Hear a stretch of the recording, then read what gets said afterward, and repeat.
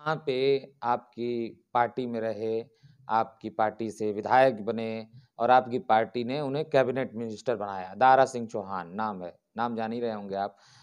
वो चुनाव मैदान में हैं समाजवादी पार्टी के टिकट पर। किस तरह देखते हैं, किस तरह की टक्कर रहेगी भाजपा प्रत्याशी से?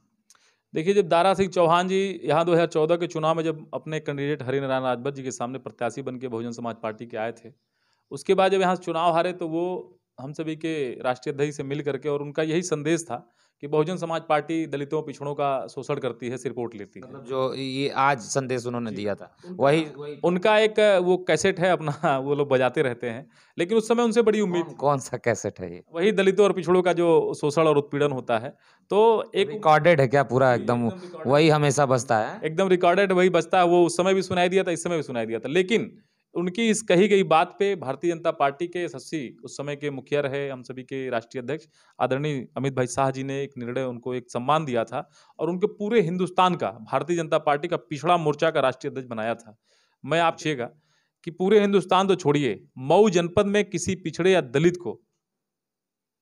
दलित को आपने उठाने का काम किया हो, किसी चौहान को कहीं उठा करके रखने का काम किया हो, कहीं बैठाने का काम किया हो, कहीं बढ़ाने का काम किया हो, तो मैं आपको पिछड़े और शुभचिंतक मानता हूँ। लेकिन ऐसी कोई उन लोगों के मन में पीड़ा नहीं है, वो स्वयं के लिए जीते हैं और स्वयं के लिए मरते हैं वो लोग। चलिए, ये रही बात तमाम राजनीति की, अब बात कर लेते हैं विजय राजभर की। जी। विजय राजभर उपचुनाव में घोसी विधानसभा से विधायक होते हैं।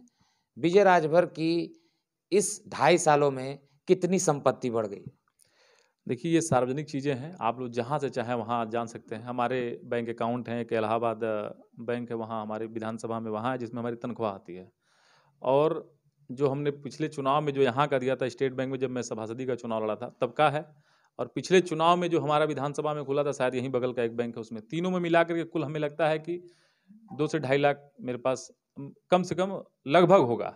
यही है, इससे अधिक हमारे पास कुछ नहीं है। और कोई आपने कुछ खरीदा हो या फिर कुछ ज़मीन या फिर कोई मकान या कुछ ऐसा? देखिए, जनता जानना चाहती है, ये आप डिक्लेयर करेंगे अगर आप चुनाव लड़ेंगे तो उसमें, लेकिन जनता जानना चाहती है कि क्या विजय राजभर कितने अमीर हुए? जैसा कि सभी 5 सालों में उनकी आय बढ़ जाती है, उनकी जो रकम है वो बढ़ जाती है, पैसे बढ़ जाते हैं, सारी चीज़ें बढ़ जाती हैं, तो विजय राजभर कितना अमीर हुए या फिर विजय राजभर वही हैं, थोड़ा-सा आगे बढ़े?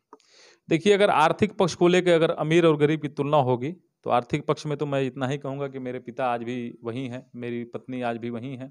पत्नी फ़ातिमा हॉस्पिटल में एम्प्लॉयी हैं, पिताजी वही व्यापार में हैं। भाई हमारा जहाँ था वही हैं, हम सभी वही हैं। पिता की जो संपत्ति थी, वो पिता की संपत्ति है, माता के नाम से जो थी, वो थी। हमारे नाम से जो था, वैसे ही एक स्कूटी आज भी है और पहले भी थी। लेकिन जो कमाने के लिए आपने बताया, पहले मऊ एक छोटा नगर था, उस नगर का मैं एक चाहने वाले हमारे बहुत सारे लोग थे और आज घोसी विधानसभा के साथ-साथ पूर्वांचल के तमाम जिलों में हमने लोगों को कमाया है, यही मेरी पूरी कमाई है। मतलब लोगों को कमाया लोगों है को ये। कमाया है।